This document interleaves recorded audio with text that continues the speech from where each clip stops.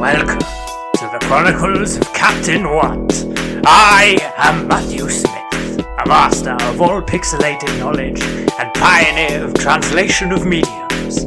As per usual, I am joined by my devoted student, Andy Barley. Today's topic will be dimensions.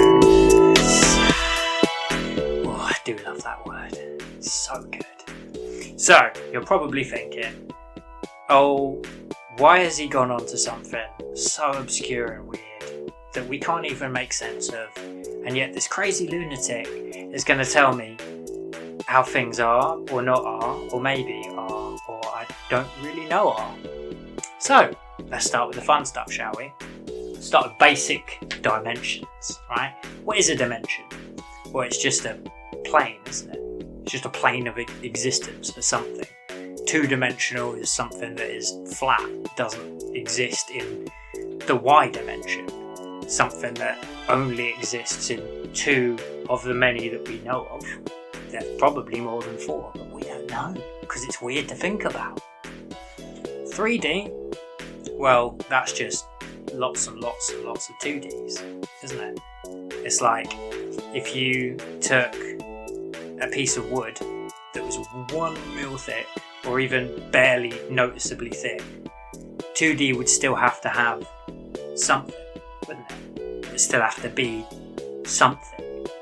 You could stack that up millions and millions and millions of times and create an idea of 3D. And then taking that further into 4D, it starts to get extremely complicated, because you're talking space within space, within space.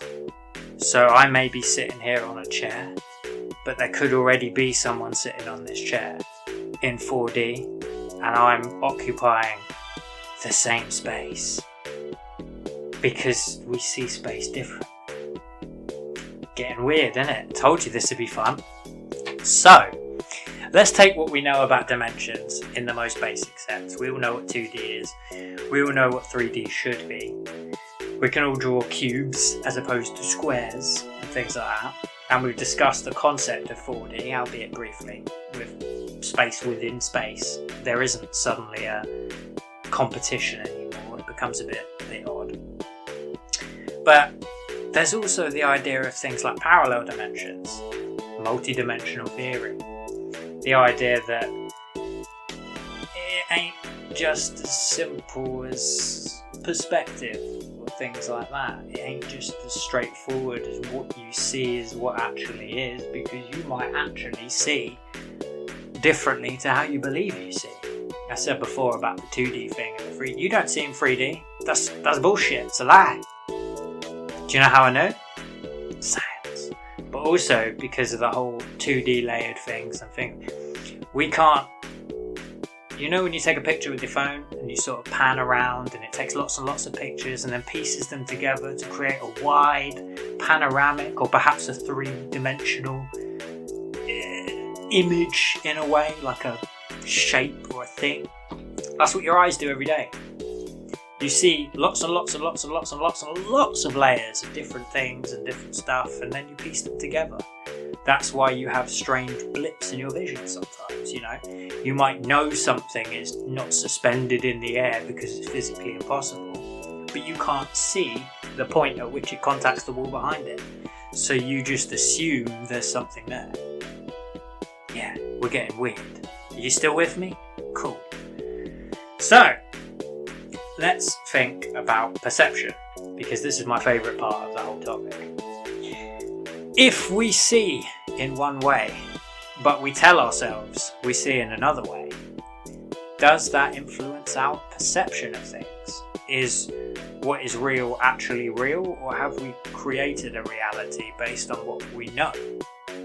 Is the idea of dimensional travel, multiverses, that kind of thing, actually not that far away, not that absurd, just very hard to comprehend, and even harder to perceive as an idea, as a possibility? We talk about aliens and how we haven't seen aliens, or think, well, what if we can't see them? What if the perspective is completely and utterly different? What if we're like optically camouflaged to each other? They can't see us, we can't see them, because we exist in different planes, different, they might not, if we're behind a metal wall, like the Earth, unless there's a shadow or an influence on the environment nearby to give the impression of something being there, is it actually there? You don't know. You don't know shit. That's the best part. None of us do. So, moving on. Let's try and simplify it a little, because it's mind-boggling. We've all seen those movies. The Matrix is a good one. That's kind of multi-dimensional. You've got one world where they go into sleeping devices and suddenly wake up in another world where the possibilities and the reality is different. But they know which one is real, or at least they think they do.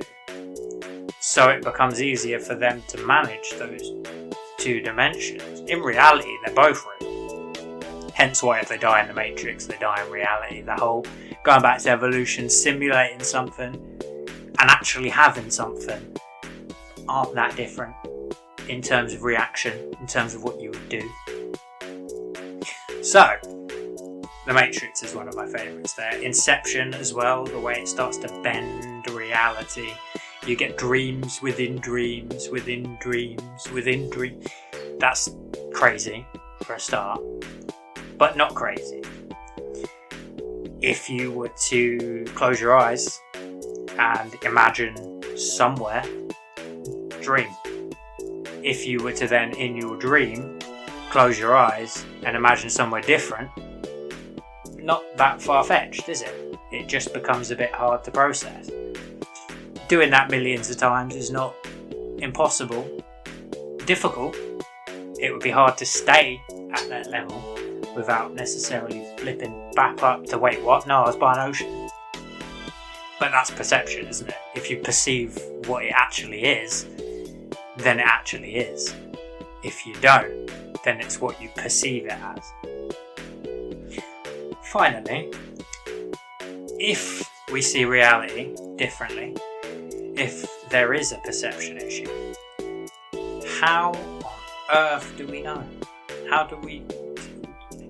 You can't perceive what you can't perceive.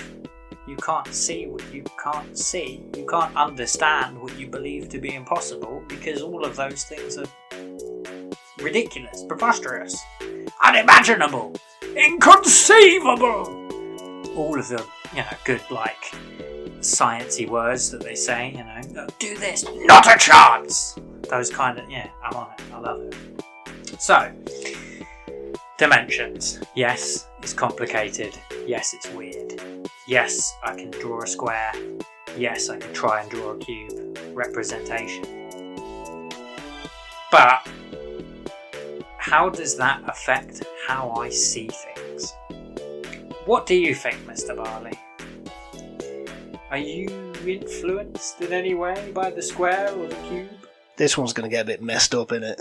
I mean, it kind of already has, hasn't it? That's the best part.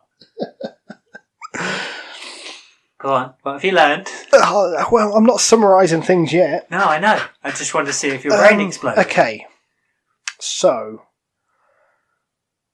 3D doesn't exist? 3D does exist. We just can't perceive it. We don't see in 3D. But we do.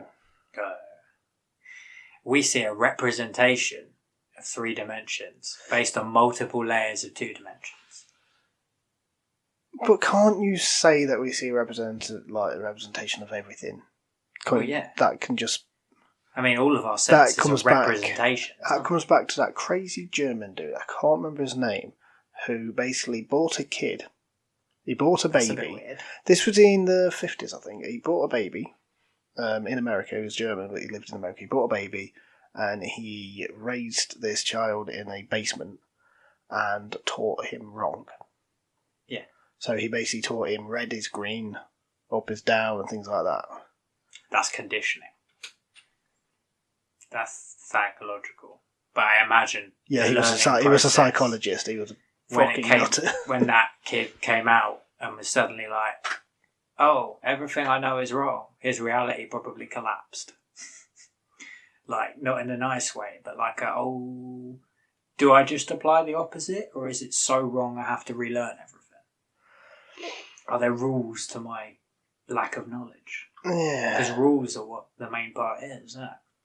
You look at 3 dimensions, think about what a cube is. If you saw a square on a piece of paper, it could be a square or it could be a cube, but you don't know because you can't move around the object and find out whether it's got depth to it. Yeah, well, that's where technical drawing comes in. Yeah, but you're still representing it in 3D. You're still drawing in 2 dimensions, aren't you? Okay, so I get that with a picture, but like right now, I'm seeing in 3D. This glass, I can see it's 3-dimensional because I can see. But that's because you can move and get different angles from it, and a piece makes something out of the entire picture. If you were stood in one spot and looked at that glass, you can't tell it's 3D. It's impossible. You can look at the light reflections and the suggestions of it being a 3D object, but you don't know. In fact, I can see the top of it, I can see the front, I can see the sides. But have you ever, what are they called? There's like that optical illusion that does the same thing but in reverse. So it's a 3D object when you look at it, but then it's a single flat thing. Right, I know it's tricking your brain in the same way that's your brain's telling you that's 3D because you know it's 3D, but not because you see it in 3D, but because you see so many instances of 2D that compiling them all together makes it impossible to be a 2D object. Right. Yeah, you still with me? Your brain exploded?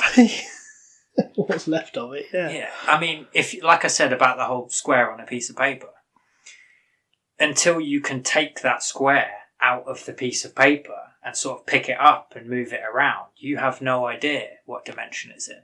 Right.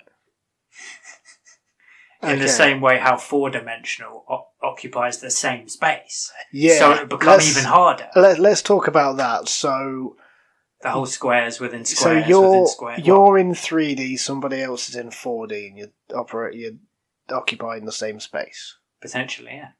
How do you like? But you don't know that each other are there. So I'm gonna try and take a stab at this one. It's fucking mad though. Excuse my It's your language. fucking idea. I know. I love it though.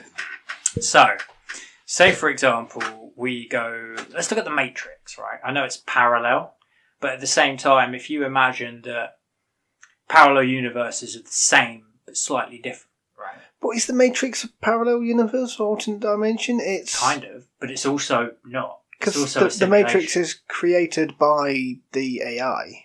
The real world is where they're all skinheads and got tubes in them. As they tell us. But if we were to take that a step further, and it's also a very overrated film. It's also a damn good film. Like, come on. The second and third one, but the first one, masterpiece. So, let's try and look at let's look at geography for a start. If we assume these 2 universes share the same laws, right? They have the same concept of space, they have the same kind of idea of time and that sort of thing. For them to overlap and exist simultaneously, but at different times or in different spaces, isn't that absurd? It's actually kind of logical. It makes the most sense, doesn't it? Right. Why do you think we haven't seen aliens? I think we haven't seen aliens because I don't think they have the technology capable of coming here. Same way we don't have technology capable of going there. That's fair. I kind of agree. I come to that conclusion because I can only know what I see. But then at the same time, if you were to think about 4 dimensions and you were to think about time not as a linear construct... You're going to go Alex Jones on me, aren't you? Aliens are fucking interdimensional. Yeah, probably. You're going Alex Jones on me. It's definitely possible. You've gone InfoWars. So you've got... No, it is possible. Of course it is. Everything's possible. You've got a box in front of you, right? Yeah. Within that box, like, unless you can open it and look inside and sort of break down, it's just a 3D object to you. Right. You know what I mean? Whether it has something inside it or something that occupies the same space or something that pretends to be a cube, you don't know that.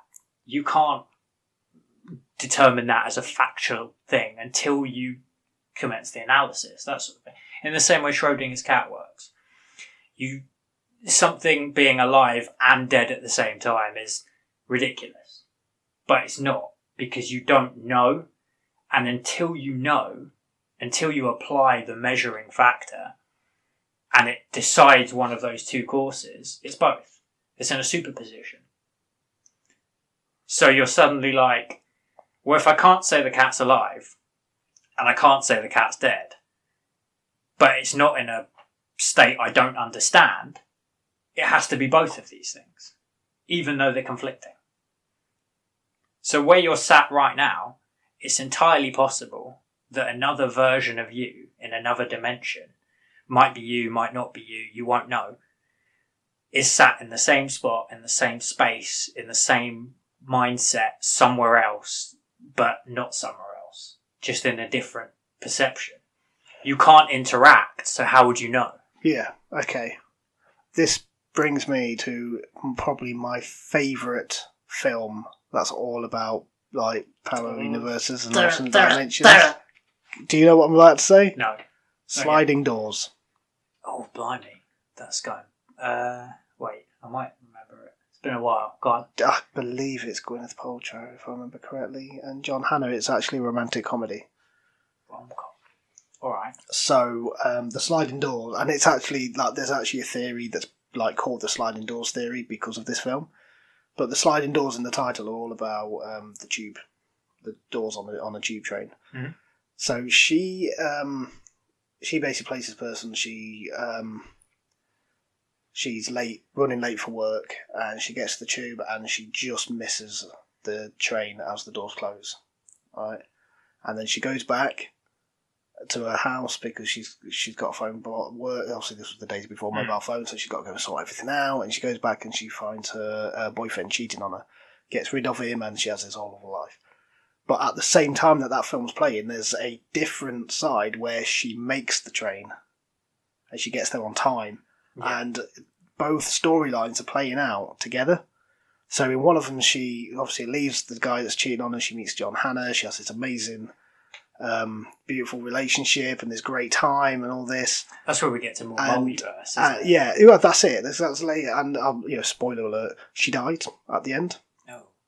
And then in both realities. Only in one. Only in the nice one. And then in the one where she doesn't miss the tube, she never meets John Hannah. And she stays with the guy who's cheating on her. She gets pregnant by him. And she has this terrible fucking life. And then, but she meets John Hannah right at the end. But then obviously it's a great film. No, such a good film. I might watch it at some point. Yeah, good film. I think you'll like it. But yeah, so that's kind of what you're talking about with the whole occupying the same space. In a but way, it's not really occupying the same space though if we're in different I guess the best way to think of it is more like think about like ghosts, spectres, that kind of thing. Yeah. They fundamentally are a bit ridiculous. Let's not sugarcoat this. But the idea of believing they exist without proof and them occupying the same sort of... Do you think that your body and your mind are two separate things? Or do you think that they're one and the same?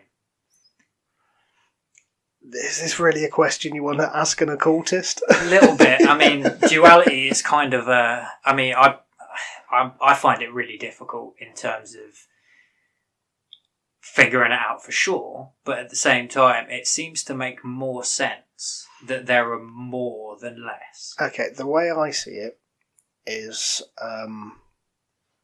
your body is 3 wheels on a shopping trolley, mm-hmm. and your mind is that one wheel that wants to do its own thing. Yeah. This is the one where, with the brake on. This is, that's it, yeah, exactly. It's that one fucking wheel. But even then, that means you're going all over the place. Even then, keeping that in mind, if you've got that analogy there, technically, your mind is a shopping trolley, and your body is a shopping trolley, and they occupy the same space, but different parts of it lead different things. Right. Do you see what I'm kind of going for? It's a bit weird. But talking about ghosts and spirits and that kind of thing, there's absolutely a definite argument to be made that you yourself are already two different things occupying the same space. That your spirit or your body or your mind, or however you want to classify it, are overlapping, but they're not the same. They're not, you can be spiritually driven to do something and yet have an impact on your body. Yeah. But it doesn't dictate your body. You can tell your mind not to get angry, but your body's shaking, you're furious, your blood's pumping. They're not entirely completely linked. There's like a knock-on effect. So for them to be separate, occupying the same space, having that barrier without a barrier, kind of makes sense to me, in a way. For it to not seems more difficult to try and explain, Talking about things like time is generally what they call the fourth dimension, isn't it? Or space, one of the two. So the space argument is obviously two things being in the same place, but not interacting in any way. So I could have a spirit version of me that is mimicking me perfectly, but they're never going to be separate. So technically there's two things in the same space, in a way. In the same way that if I've got a box in front of me, but I can't see inside the box, there could be a box within that box, within that box, within that box. But until I open the box and I can see it for what it is, it's a box. Have I blown your mind yet? Are you still here? Are you dead? I'm here. I'm just a little bit behind. Yeah, it's a bit weird. So taking like concepts that, like 4-dimension, I'm not going to lie, it is very difficult to grasp. Even I still have trouble. But the idea of it makes sense. The fundamental, if there's 2 dimensions and there's 3 dimensions, what's to say it stops there? There's way beyond our perception. You see it in science fiction. Again, going back to our last episode with Doctor Who, and he brings out the blank piece of paper and it says whatever you want it to say. Psychic kind of paper. Thing. Or they've got those perception filters where you can be right in front of someone and just not see because it's blocked. You know what I mean? You can be completely and utterly invisible. But you're not invisible. But you are invisible. Right. Because even if you were invisible, you'd still have to worry about things like refraction, shadows, light, influences on the rest of the world around you. Whereas if perception is flawed, if I just can't see you, you're still invisible, but it's different. Kind of... Yeah. It's a bit weird. Yeah. So what I'm trying to say is things that aren't necessarily there could still be there. It's just because of our perception of things, because of the way we see the world, because of the constructs we've attributed to it, like height, time, length, all of the different names we give to directions to make sense of it all, depth. The whole shebang only makes sense because it follows our rules that we've made. If something comes along and doesn't fit into those rules, is it automatically wrong, or are the rules wrong? Do we actually know the rules? Or does that thing come from a place where the rules are different? Precisely. The rules are right where it's just from. Look at physics. It's probably the most consistent measure we've got for a set of rules across, things like gravity, forces. They generally apply across most of what we've observed. What happens if you were to drop something? Well, you know it would fall. Yeah. You don't necessarily know it would fall because you've tried it and have seen the end result, but because of the laws you know about the universe that you live in and the way you see things, it makes sense for it to fall. So if you were to have something that you could let go of and stay suspended in midair that broke the rules, that's impossible. Because it should always be influenced by gravity. Yeah. Because that's our rules. So if it breaks the rules, is it wrong or are the rules wrong? It's a very strange idea. That's where black holes get weird. But surely if it's breaking the rules and it's wrong. But what... Say, for example... Something like gravity, that's not a rule that we've put in. That's a naturally forming thing. But it's a concept. It doesn't actually... Like, okay, I'm going to say something controversial, but let me explain and it will make sense. Right. Concepts don't exist because they're concepts. Time doesn't exist. You can't pick it up. You can't put it down. It's not a thing. It's not there. It's not physical. It's not a thing. The only way we know what time is by finding ways to measure. We started off with things like seconds, minutes, hours, days, months, years, so on and so forth. We're just expanding on this concept because then using that concept, for example, we know the yield of crops. You know, we know when to harvest. We know when not to harvest. We'll know when the sun's going to come up and the sun's going to go down. That kind of order that we can put in place because of those set of rules. Go to something like time. Most of the time you see it in media is depicted as like a straight line or a river or a branching path, like we were saying with the sliding doors. Yeah. If every decision you make branches off into another dimension, right? And one version of you made that decision one way and the other version of you made that decision the other way, both realities exist. They just tangent and carry on. You can only be the you that made your decision. Right. So the set of rules you're applying to yourself and to your understanding of the world is just there to help you understand the world. But if we're wrong, we wouldn't know until there was multiple deviations away from the rules. Until it became so hard for the rules to make sense that we had to change them. Or if there were exceptions to the rule, how would we know they were exceptions and not anomalies? How would we know the difference? If it doesn't fit our rules, like you said, it must be wrong. But maybe the rules didn't facilitate enough variables or didn't compensate for something. Or, do you know what I mean? There's so many more things at play. If it's a rule that we set, like... for example, today when you came around, I told you a rule of recording here, no smoking in this room. Yeah. That's a rule that I've put in place. It's not a naturally forming rule. That's because I don't smoke. No, that's more of a social rule, right? So if you think about the rules of the universe, how could we make a rule that says we don't kill each other kind of thing if we don't know the value of life? Right. In the same way that if we don't actually fully understand perspectives of the universe and we only see things in one way, I'm colourblind, right? Yeah. If someone asked me what colour something was, I know from experience most of the time I'm going to be wrong. But I also know why. So those rules, you know, when I'm corrected or told otherwise, I can go, oh yeah, I'm part colourblind. I'm sorry, I didn't mean to offend you or make you laugh or whatever it was. But just because I see it differently to you, whose rules are correct? Yeah. Do you see what I'm saying? This is where the perception... The deviations kick in and it becomes a bit different. If I perceive something, my reality and your reality would then be different. Because I would see red, you would see blue. And not that extreme, but you know what I mean? I would see blue, you would see purple. Fucking colourblind. The whole... you would then base everything on your life knowing that this thing was purple, and I would base everything on my life knowing this thing was blue.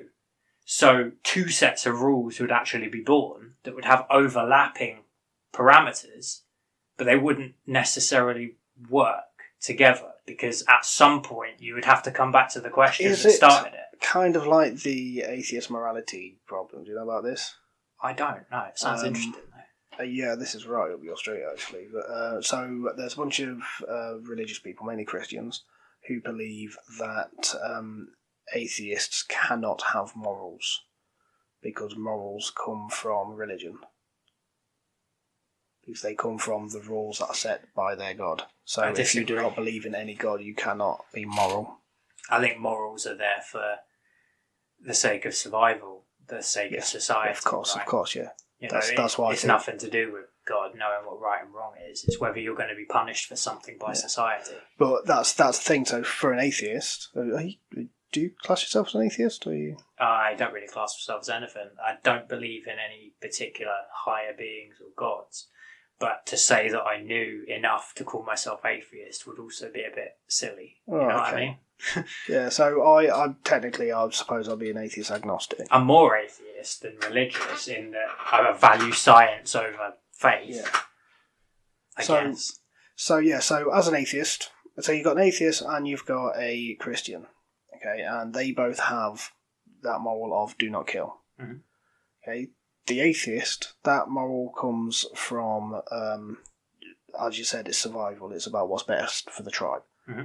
The Christian, do not kill, comes from the book that they have been raised to believe that rule comes from their God. So a different tribe. There we go. Yeah, different tribe. Fair enough. Yeah, it's you know the same. I mean? Yeah, like if because it's the same rule, but they come from different places. For sure. I mean, that's fundamentally the main issue with. I'm sorry if I offend people. It's not my intent. But with most religions, there's a lot more overlap than people give credit for. The rules and the morals are generally quite similar, quite consistent across the board. You know, don't do bad shit is generally the set of rules. Why you do it is a different story. Yeah. The Christians believe you'll burn in hell if you do bad things. So that's your deterrent there. An atheist would believe that they would be imprisoned or punished by society, or maybe killed by society. Whereas someone like a Buddhist would look at a bit more of a spiritual level and be like, well, I've done ill, so I'm due back some ill. I'm due back some kind of bad, basically. Yeah. Like the balance, bringing that all to a kind of logical understanding. But they still all have the same sort of set of rules. They're still based on the same sort of set of things. They just get slightly retranslated or differently perceived. You know, I could say to you that, say for example, you don't go outside, you're completely and utterly cut off from society. If I told you killing was right and that life was a competition, that's just as easy to perceive as it is killing is wrong and society will punish you. Yeah.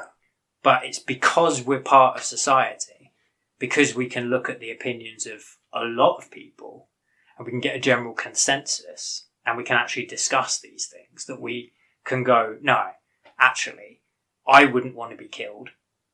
I wouldn't want my friend to be killed, so I shouldn't be killing, right? Yeah. Precisely. I don't want to be directly affected by this. Just the rules are different, but they're the same, is what I'm trying to say. Yeah. When you take it into a more dimensional level, you're talking about gods and things like that. Fundamentally, our rule set is only ever going to be something we came up with. It's not going to be governed by anything greater than us. Right, I see. I get you now. Yeah? Yeah. So, whatever I believe enough to make a set of rules out of is true in that set of rules. Yeah. Whether it is or isn't doesn't really matter. But it does. You get me? Yeah, I think I get you there. The rules change, then the perception changes. If suddenly it was okay to go out and commit murder kind of thing, do you think everyone would do it? Honestly, yes. To an extent, I half agree. I actually do. I think if you were to... That transitional period would be chaos, nightmare. If they suddenly go, no, murder's not illegal anymore, everyone's going to go out and try it, just for fun, you know? But I think once they kind of get past that initial transition, you still know at the end of the day it's not something you want to be doing. Yeah. Do you know what I mean? You still kind of know that, despite what you're told. It would just take time for you to learn that, as opposed to being taught it and believing it right. Right. Yeah, morality's a bit different. It's a bit more of a mixed ball game. So with alternate dimensions, because I'm a massive comic book freak, as you can see. I'm a big fan. I am a huge fan of DC Comics, and they run their multiverse. So is that alternate dimensions? Is the multiverse an alternate? They're the same thing. Think about what a parallel dimension is. They say parallel, yeah. And when you see that image, did you ever watch Sliders? Yeah, I love Sliders. Yeah, you know that image they give you at the start, where it's like the Earth, and then there's another Earth, and another Earth, and another Earth, and it goes on almost infinitely.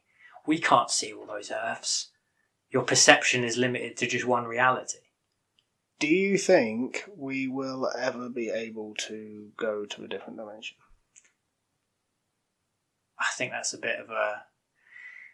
I mean, my answer is yes, but at the same time, it's also That is a loud vibrate. Yeah, it is. My answer is yes, but it's also kind of like in what sense?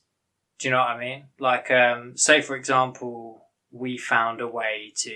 Like we were talking about body and mind being separate. Yeah. Say there was a way to leave your body behind and go off on a crazy nonsense simulation dream, whatever else. Yeah. Well, I can actually talk, as someone who plays a lot of video games, that might be on the next episode. As someone who plays a lot of video games, gets quite immersed in things and so on and so forth, there's already a bit of a blur between reality and fiction.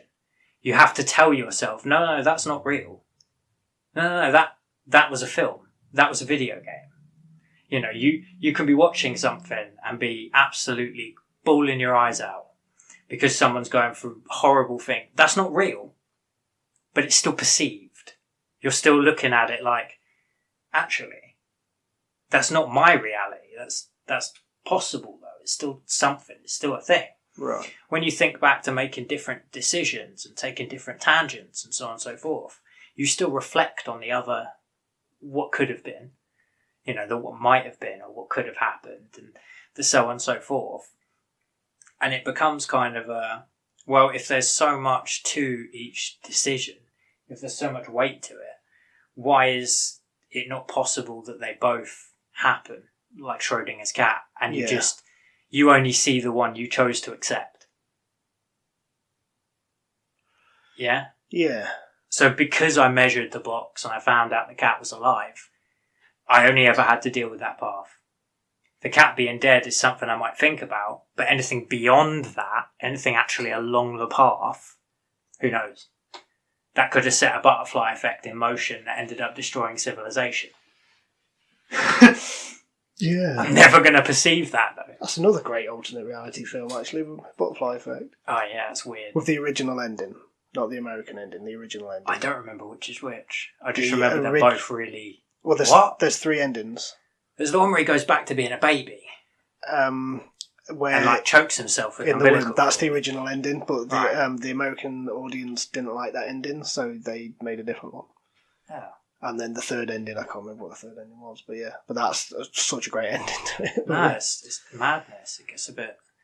Like, when we're talking about things like this, and they are entirely made by people. They don't necessarily exist. So you have to put yourself in a mindset where what you know might not be true before you can even think about considering alternatives.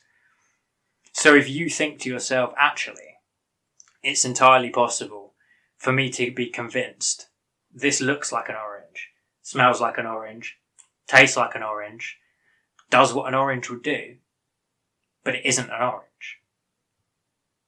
You just believe it is. It could be a rock. It could be a stone. You're tricking your mind. You're going back to the evolutionary side of it and completely and utterly caught up in that. That orange could very well be a stone. Or a goose. The soup stone. A duck. Who knows? That's my point. Until you could admit that it might not be an orange, you can't even consider all the different things it could be. Until something isn't, you don't know what it is. If it doesn't fit the rules, are the rules wrong? Or is the thing wrong? So... Yeah, it's splody brain. Right, so to summarise about dimensions, it's basically everything and anything everything is nothing and everything is inside everything that is outside. It's the more things so that are next to everything that is opposite you. It's more so admitting you know nothing, and the rules are only there because you think you know something. So until you know nothing. It's a very esoteric thing. With a lot of the things that I read and look into anyway, especially on the more occult and magical side of things, it is a case of looking at everything in different ways, and it is all about perception. Yeah, baby, that's the key word. It's all about perception. I've just got it. Okay, because there is something. So one of the magical practices that I do is called focusing, and there's a ritual which makes you levitate, but you are not actually levitating. You just feel like you are. You are perceiving yourself to rise off the ground. You are not actually. I cannot fly. Have you ever done that thing with the hands? Yeah, and it all comes down. There's a bit where you lie on the floor and you close your eyes, lift your arm up, and slowly put your arm back down, and it feels like your arm keeps going until you touch the floor. Try it; it's really fun. It's so much fun. It is so much fun. But yeah, so you're not actually. I cannot fly. I know I can't fly. I can't levitate. I can't float myself up off the floor. But I can make myself feel like I am through doing this ritual. But then, say for example, you found out that levitating or whatever else is not contrary to the rules you know. Why couldn't you? If it doesn't directly contradict with the rules, why isn't it possible? But it does, because humans can't levitate. Why? Because our bodies aren't built to do that. No, but forces exist, equilibrium exists. There could very well be a place like the Dead Sea where the salt content is so high that you can float really easily. Yeah. And yet the force is just like an anomaly, but it's not an anomaly. It's explainable. But it's not. It doesn't fit the rules. Do you see what I mean? If you change the rules, then the possibilities change. As long as the rules don't directly contradict what you already have, they're constantly changing. Right. Look at planets. They decided Pluto wasn't a planet. Did it just pop out of existence? Did we just nah, don't want you? Of course not. That's absurd. It's still there. It's still exactly the same as it was 10 years ago. It's still floating around, whatever else. But our definition of what a planet is changed. We decided that they had to be of a certain size, they had to have certain objects around them, and so on and so forth, to actually make that consistent with the rest of the planets. So if I am at the moment inhabiting the same space as another Andy, if I decide that I can see that other Andy, am I going to be able to see that other Andy? Don't know. I mean, it could be delusional, or it's more so if you can interact with that space, with that other reality. We can imagine it's there, and we can sort of wave our arms around like, hello, look at how much I'm fucking... But that might actually be nothing to them. To a different dimension, that might not be what we think it is. Waving your arms around could be shrinking to the size of a pea. Something completely unrelated and unfathomable, but you just don't know. Because you don't know, you can't base any rules around it, so it just seems totally batshit insane.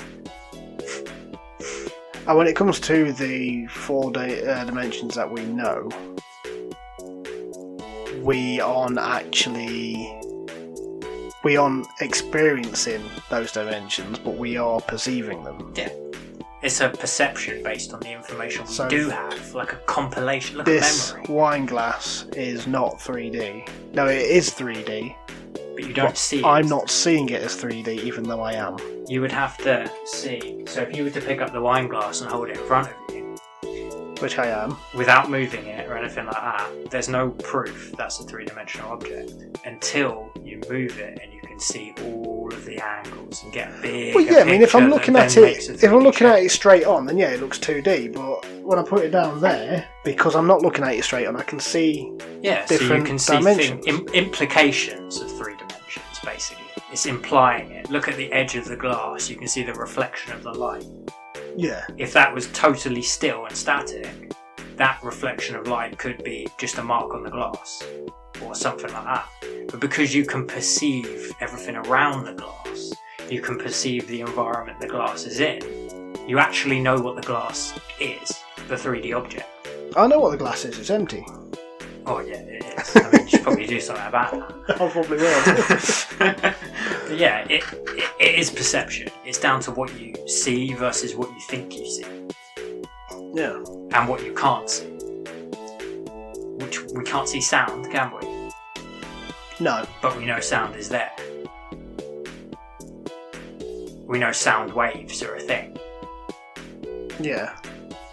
But you can't see it with your So natural it's body. so it's just something that's waiting to be discovered. Pretty much, yeah.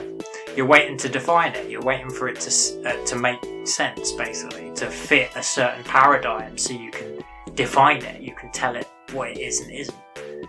You know. Right. Our idea of 2D is just drawing on a piece of paper, but it actually just means something with height and with length. Yeah. So it gets a bit more complicated. You know, the whole illusion of a 3D object drawn is exactly that. It's an illusion. You're drawing a 2D object, but you're drawing it in such a way that it can't possibly just be a 2D object. It's representing something else. Right. So when you draw like a 3D cube on a piece of paper, obviously It's not 3D. It's not 3D. You can't pick it up. It You just can't move it around. looks like it's 3D because of the angles and everything. Because of the implication of things like light or scale or whatever Shading. you use, whatever tricks you use to make it seem.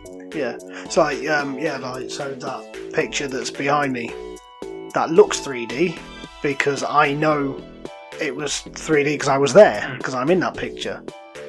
But it's not 3D because it's not bumpy and it's not coming out at me. No, you can't go into the ocean. The ocean's not moving. You can't pick Bruno up and say hello, kind of thing, in the picture, out of the picture. Yeah. You know, it's not a window to another world. Essentially, it's not that encapsulated, because that would be a bit weird, wouldn't it? Yeah. But that's where it gets really weird. That's where it gets 4D, right? A 4D picture would be something you could just walk into. Yeah. Right. Theoretically, obviously. Theoretically. Everything's theoretical Everything because is, we're yeah. nuts. No, we are not. Sorry, guilty by association, mate. I think I'm going to be after the end of this day. Yeah. So. I feel like I've destroyed your concept of reality. So we can only perceive what we're told to perceive? You can only perceive based on the evidence you can gather, the evidence you can see, the evidence you can actually interact with or analyse, that kind of thing, you know? How are you supposed to know what a 3D object is if you live in like a 2D world that you believe it, or a 3D world that you believe is actually two-dimensional, you know? If you just wall shuffled everywhere, kind of thing. You have to go up, down, left and right, and that's your only plane of movement. There's no forward and backwards anymore. You're living in a 2D world, but you're not. Because it's still technically got to be 3D. You're just not seeing that third dimension as a viable thing, as an actuality. Yeah. Okay. We have really taken on a bit with this one, I think, but it's been good. Yeah, taken on a lot with this one. I think I have no idea what has just happened for the last 45 minutes. Well, I mean, all I can tell you is imagine a cube. Then imagine another cube exactly the same inside that cube. Then imagine another cube exactly the same inside that cube.